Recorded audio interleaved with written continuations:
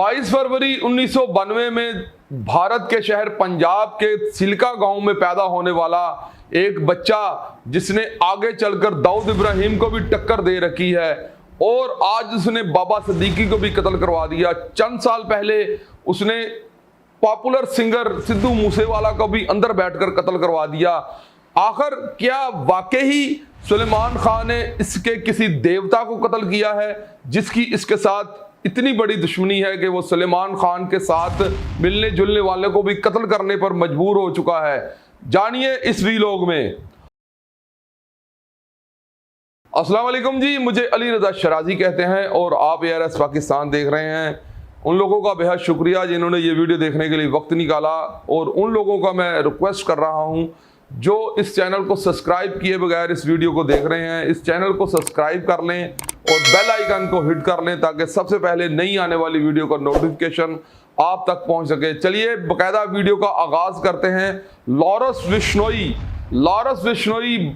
22 फरवरी 1992 में पंजाब के शहर सिल्का में पैदा होने वाला एक आम सा बच्चा है और इसका वालिद दाऊद इब्राहिम की तरह एक कांस्टेबल है और इसकी वालदा एक हाउस वाइफ है और इसने अपने ही करीबी सरकारी स्कूल में अपनी बहन भाइयों के साथ पढ़ाई का बाकायदा आगाज किया। आगे चलकर इसने पंजाब के कॉलेज DIP में एडमिशन लिया और उसी में पढ़ते पढ़ते इसने कॉलेज में इलेक्शन में हिस्सा लिया और इलेक्शन में इसे बुरी तरह शिकस्त का सामना हुआ तो इसने अपने हरीफ पर गोली चलाकर काफ़ी लोगों को जख्मी कर दिया। तो इसके ऊपर FIR हो जाती है। FIR में ये जेल चला जाता है और कुछ ही अरसे बाद इसकी जमानत हो जाती है। स्टूडेंट लीडर होने के साथ साथ ये बदमाशी में भी पांव रखना शुरू हो गया और आहिस्ता आहिस्ता इसकी सरगर्मियां इतनी बढ़ गई कि इसने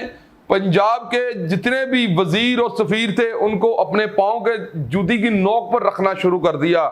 लॉरेंस बिश्नोई का पूरी दुनिया में चर्चा उस वक्त होता है जब 29 मई 2022 में वो सिद्धू मूसेवाला पर अटैक कराता है। 8 लोग सिद्धू मूसेवाला पर जब अटैक करते हैं तो उसको 19 गोलियां मारकर हलाक कर दिया जाता है। साथ उसका एक कज़न और उसका एक करीबी दोस्त होता है और पिछली गाड़ी में उसका फादर उसके साथ साथ जा रहा होता है जो अपनी मासी को मिलने के लिए साथ वाले गांव में सिद्धू मूसेवाला जा रहा होता है। तब जब सिद्धू मूसेवाला की हलाकत हो जाती है तो पूरी दुनिया में लॉरेंस बिश्नोई का जो है वो चर्चा शुरू हो जाता है। जब लॉरेंस बिश्नोई इस कत्ल की जिम्मेदारी कबूल करता है उसके बाद लॉरेंस बिश्नोई ने कुछ अरसा बाद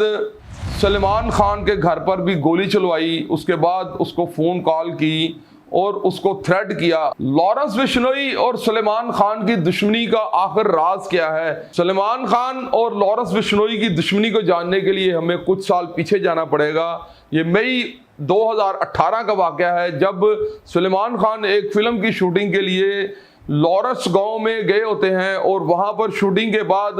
वो शिकार करने के लिए निकलते हैं तो वहां पर 2 काले हिरणों का इन्हें शिकार करते हैं। 2 काले हिरणों के शिकार करने पर सलमान खान को 2018 में ही जो है 5 साल की कैद होती है और जो अदालत ये फैसला सुनाने के बाद उसी वक्त सलमान खान को 50,000 के मुचलके पर रिहाई दे देती है। तो उस वक्त के वक्त में लॉरेंस बिश्नोई ने तो वो उस वक्त बच्चा था। उसके बाद लॉरेंस बिश्नोई ने कुछ अरसा बाद सलमान खान को एक वीडियो पैगाम भेजा और उसमें ये वाज़े तौर पर कहा गया था कि अगर सलमान खान तुमने माफ़ी ना मांगी कि ये काला हरन जो बिश्नोई ख़ानदान है, जो बिश्नोई बरादरी है, इसको पूजती है और इसकी जो है हम पूजा करते हैं, अगर तुमने वाज़ेह तौर पर माफ़ी ना मांगी तो हम तुम्हें कत्ल कर देंगे। सलमान खान ने लॉरेंस बिश्नोई की धमकी को एक आम सी रूटीन मैटर समझा और उसने उस पर कोई माफ़ी नहीं मांगी और ना ही कोई एक्सक्यूज़ पेश किया। उसके बाद कुछ अरसे बाद जो है लॉरेंस बिश्नोई कुछ कत्लों में अंदर चला गया क्योंकि अब इसके ऊपर जो काफ़ी मिनिस्टरों का भी हाथ था। उसके बाद जैसा कि मैंने आपको बताया कि सिद्धू मूसेवाले का कत्ल हुआ। उसके बाद जो है सलमान खान के करीबी दोस्त और बड़े भाई और बाप जैसी शख्सियत बाबा सिद्दीकी को कत्ल कर दिया जाता है। नाजरीन, आपको ये बताना मैं ज़रूरी समझता हूँ कि बाबा सिद्दीकी की जो है वो ग्रिप पूरे हिंदुस्तान के जो फिल्म इंडस्ट्री है उस पर बहुत ज़्यादा है और इसकी जो है बातों से ये महसूस होता है कि ये शख्स काफ़ी ज़्यादा मुसलमानों की हेल्प भी करता था और ये 3 मरतबा MNA भी रह चुका है और एक दफ़ा जो है वो एक लेबर का वजीर भी वहाँ पर रह चुका है। सलमान खान के साथ इसके साथ बहुत मोहब्बत है और जितने भी संजय दत्त वगैरह और शाहरुख खान वगैरह ये इसको बाबा का खिताब देते हैं। तो बाबा का खिताब लाइक बाप का खिताब, जैसे कि हिंदू मज़हब में इसे अन्ना कहा जाता है, अन्ना का भी जो लक़ब है वो बड़े भाई और बाप जैसा होता है। तो वहाँ पर जो है इन्होंने लॉरेंस बिश्नोई गैंग ने ये एक वाज़ेह पैगाम दिया था। लॉरेंस बिश्नोई ने वीडियो पैगाम के थ्रू अंदर से ये पैगाम दे रखा था कि जो भी सलमान खान के साथ जुड़ेगा हम उसका बुरा करेंगे। हालांकि हमारी सलमान खान के साथ कोई दुश्मनी नहीं है, पर सलमान खान हमें इस बात पर मजबूर कर रहा है। बाबा सिद्दीकी को जब परसों रात को कत्ल किया गया तो इसमें वाज़ेह ये मैसेज दिया गया है कि हम सलमान खान को भी ज़रूर कत्ल कर देंगे। यहाँ पे नाज़रीन आपको एक बात जो बतानी मैं ज़रूरी समझता हूँ वो ये है कि लॉरेंस बिश्नोई काफ़ी अरसे से हरियाणा की जेल में बंद है और वहाँ से वो अपना गैंग ऑपरेट कर रहा है और उसका जो करीबी दोस्त और साथी गोल्डी बराल जो कि कनाडा में बैठकर इस गैंग को ऑपरेट करता है और वो अपने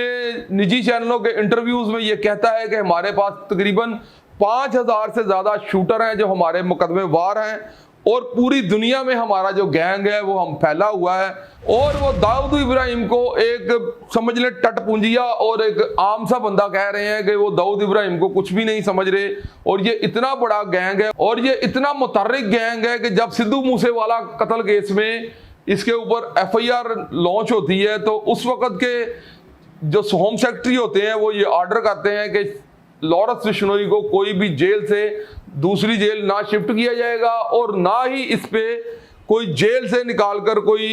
समाअत होगी किसी केस की। अगर इसकी कोई समाअत होनी है तो जेल समाअत होगी। इसके ऊपर जो है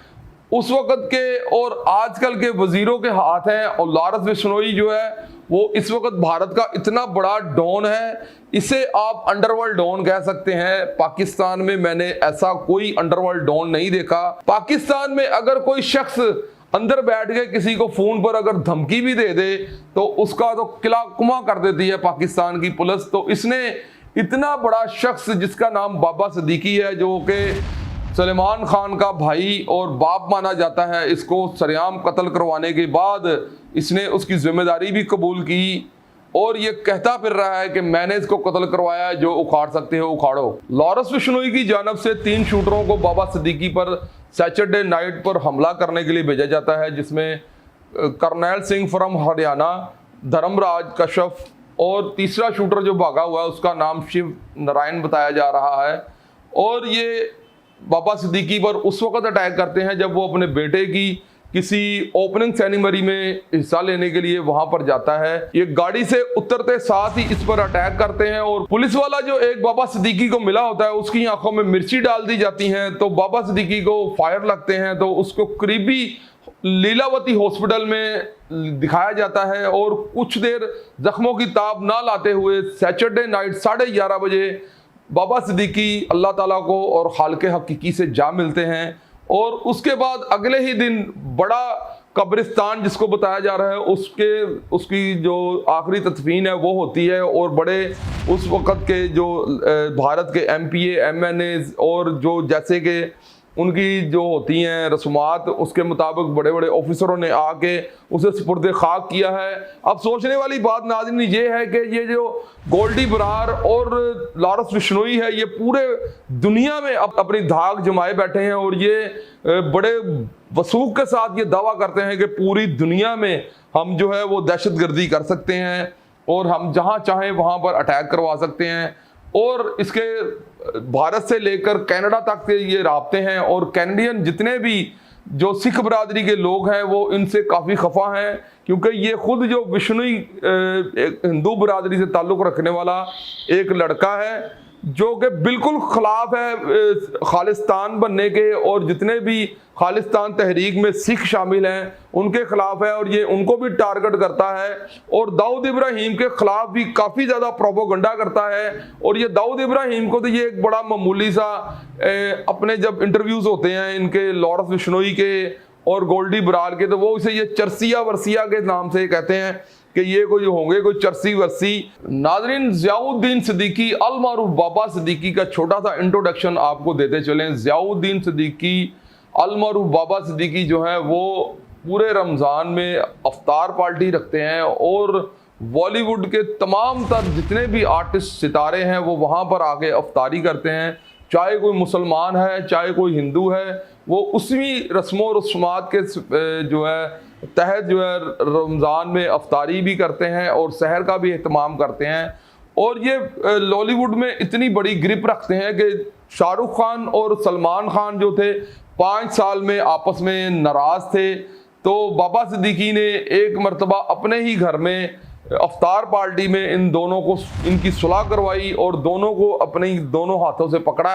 और इन लोगों को गले से लगवाया। और आज तक सलमान खान और शाहरुख खान की जो सुलह है वो बरकरार है। दोनों बाबा सिद्दीकी को बाप का रुतबा देते थे। शाहरुख खान और सलमान खान के अलावा आमिर खान और जितने भी दीगर फनकार हैं जिनमें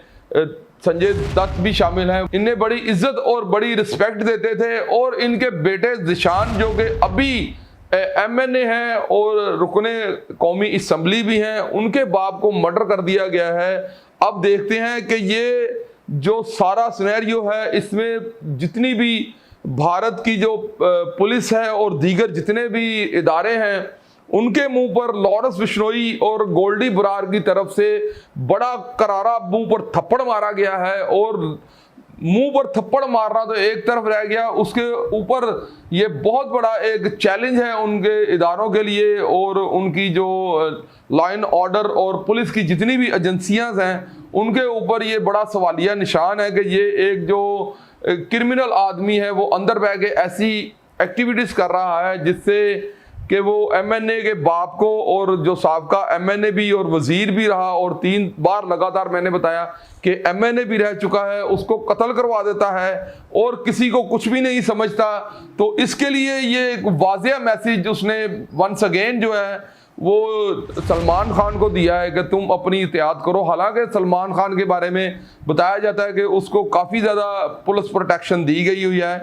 तो फिर भी उसके बावजूद भी जिस शख्स के साथ 7,000 जो शूटर हैं जो उसके मुकदमेवार हैं वो चल रहे हैं। और मुझे एक बात यहाँ पर समझ नहीं आई नाजरीन कि ये हिंदू बरादरी का शख्स होकर तो इसको जो सिख बरादरी के इस कदर ये खिलाफ है, तो सिख बरादरी के जितने भी पुलिस अफसर हैं वो इसे प्रोटेक्ट कर रहे होते हैं। अक्सर वीडियोस में देखा जा सकता है, तस्वीरों में देखा जा सकता है कि इसे हथकड़ी लगी हुई है, तो इसे जो सरदार बरादरी के लोग हैं वो इसे हथकड़ी में लेके जा रहे होते हैं। तो यहाँ पर एक बात आपको और आपके जो नॉलेज में इजाफा करते चलूँ कि जो कनाडा में रहने वाले जितने भी सिख बरादरी के लोग हैं उन्होंने प्रेशर डाला है भारत सरकार पर कि हम आपकी तरफ से जो यहाँ पर ना कनाडा से भारत आएंगे और ना हमने आपके साथ जो सफारती ताल्लुकात हैं वो बिल्कुल ख़त्म कर दिए हैं। नाज़रीन, यहाँ पर आपको एक बात जो है वो बतानी मैं ज़रूरी समझता हूँ कि कैनेडियन वज़ारत दाखिला की तरफ से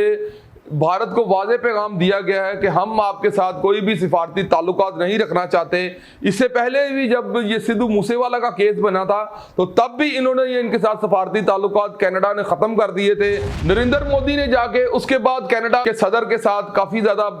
बातचीत कर और फिर ये राब्ता बहाल किया था। तो एक मेरा यहाँ पे कहने का मकसद ये है कि एक छोटे से गैंगस्टर, हुकूमत के सामने तो ये एक छोटा सा गैंगस्टर ही कहलाएगा ना, एक छोटे से गैंगस्टर ने पूरी हुकूमत को जो वो वक्ते में डाला हुआ है। और वहाँ के तबसरा निगार और जो जितने भी वहाँ के सहाफ़ी बरादरी है वो ये कह रहे हैं कि 1990 के बाद ये पहला एक गैंगस्टर है जिसने हमें दाऊद इब्राहिम और दीगर जितने भी गैंगस्टर हैं उनकी याद दिला दी है। तो आजकल जो है भारत में ये चर्चा काफ़ी आम है और ये जो बाबा सिद्दीकी का केस है ये काफ़ी ज़्यादा हाईलाइट है। आपको ये स्टोरी नाज़रीन कैसी लगी? कमेंट्स बॉक्स आपके पास है, अपनी राय से मुझे आगाज़ ज़रूर कीजिएगा और कमेंट्स बॉक्स में अपना पैगाम और अपना मैसेज ज़रूर दीजिएगा। इसी के साथ मुझे दीजिए इजाज़त और देखते रहिए ARS पाकिस्तान।